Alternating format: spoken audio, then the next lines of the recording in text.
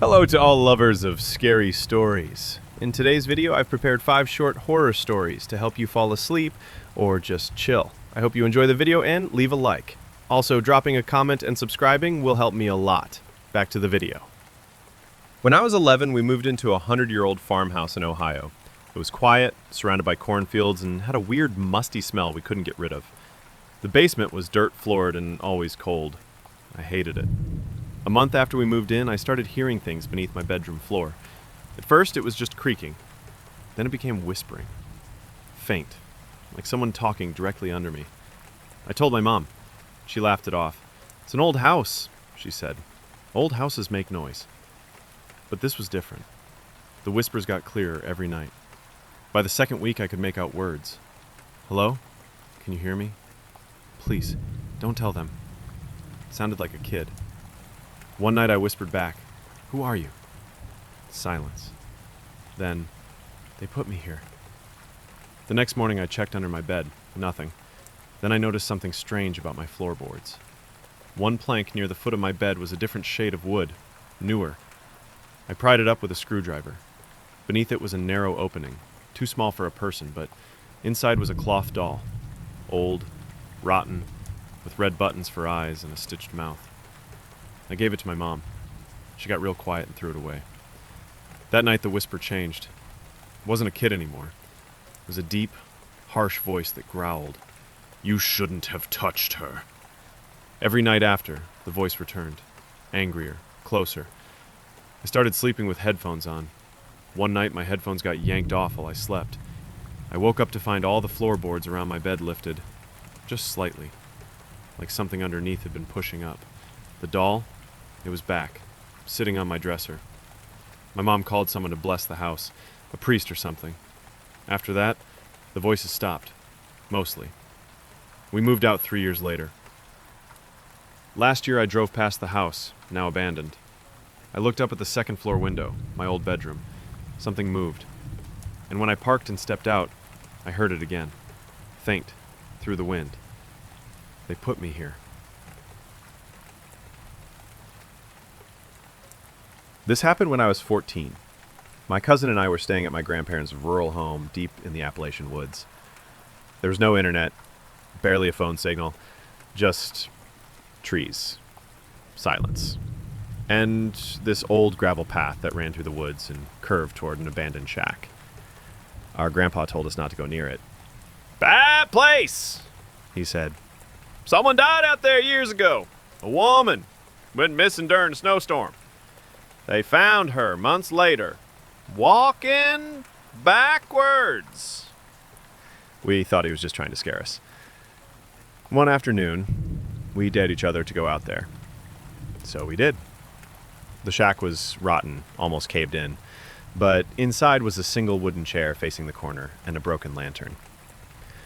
I stepped inside, and I swear to you, for just a second, I saw a woman sitting in that chair.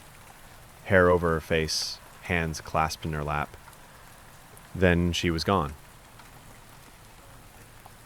My cousin screamed and bolted. I followed.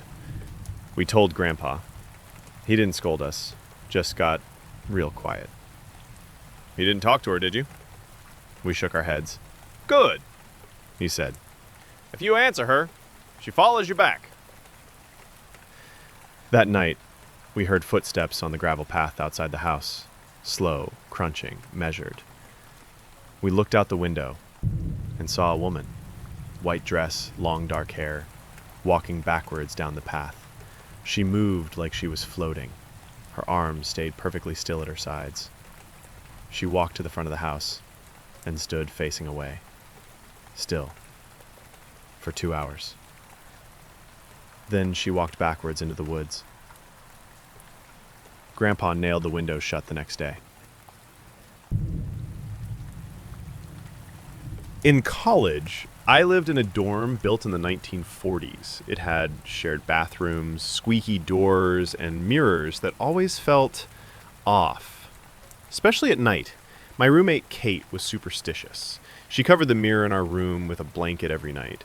She said, "Mirrors aren't just glass, they reflect more than you think." I thought it was dramatic. Then one night, Kate left for the weekend. I had the room to myself. Around 1 a.m., I went to brush my teeth. I stood in front of the bathroom mirror, half asleep, toothbrush in hand. That's when I noticed something wrong.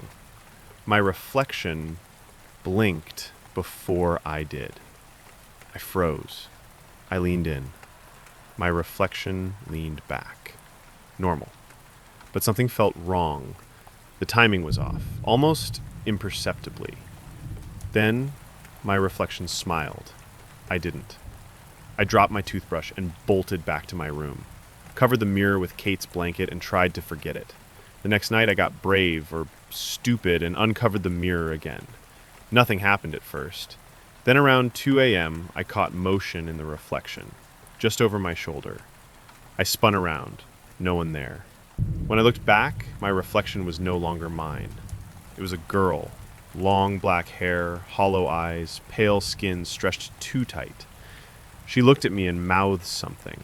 I couldn't hear it, but I knew exactly what she said. Let me switch.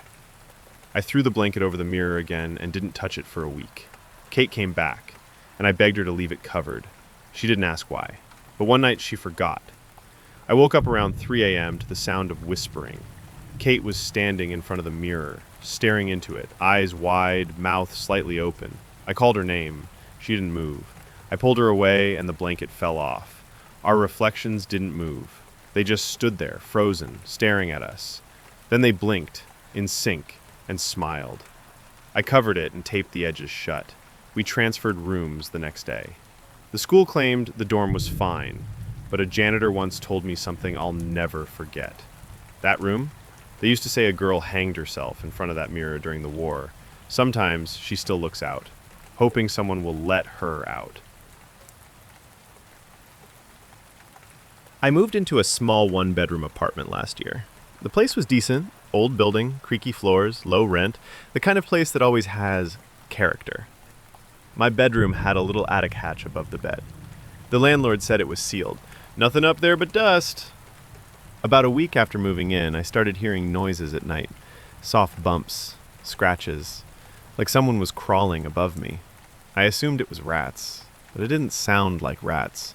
It sounded like footsteps. Light, deliberate steps. I mentioned it to the landlord. He rolled his eyes and said, "No way, that attic hasn't been open in 20 years. That night, I stayed up with a flashlight. At 2:33 a.m., I heard it. One step, pause, another, right above my bed.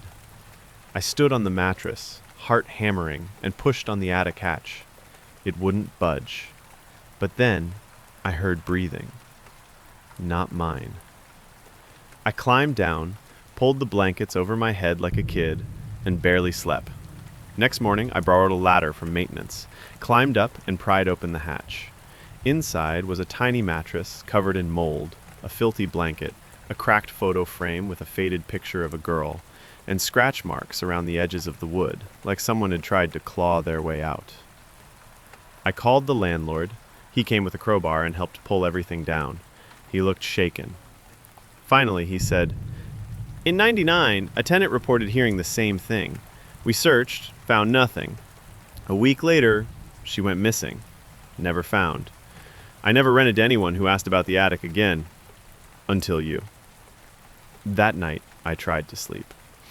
Around 2:30 a.m., the steps returned, but this time, they stopped directly over my head, and something whispered, "Found you." I'm a home nurse. I do night shifts, mainly for elderly clients. Most are peaceful, quiet, lonely. Until I met Mr. Harrow. He lived alone in a crumbling old house on the outskirts of town. No family, no visitors. He was dying. Terminal cancer. He couldn't speak, just stared most of the time. I was assigned to care for him for a week. The first 2 nights were uneventful. But the third? That changed everything. I arrived around 9 p.m., same routine. Gave him his meds, adjusted his oxygen. But when I turned to leave the room, he grabbed my wrist. His grip was surprisingly strong. His mouth moved like he was trying to speak. I leaned in. He whispered, "Don't let her in tonight," I asked. Who? His eyes darted toward the window. I turned and saw nothing. But the room suddenly felt cold, like unnaturally cold. At midnight, the doorbell rang, which was strange. Mr. Harrow didn't have visitors, and this house was miles from anywhere. I froze. It rang again, and then again, rapid, impatient.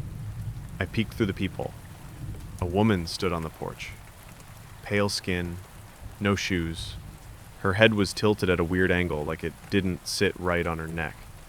She smiled directly at the peephole. Then she whispered, "Let me in, please. It's so cold out here." but I hadn't opened the door. I backed away, heart pounding. I ran to the bedroom. Mr. Harrow was still, staring at the ceiling, breathing shallow. The doorbell stopped. I waited. In the morning, I checked the porch. Nothing. No footprints, no sign anyone had been there. When the next nurse arrived to relieve me, I told her everything. She paled. Then she said, "Mr. Harrow's wife died 10 years ago. She froze to death on that porch after getting locked out during a snowstorm. Her body was found smiling."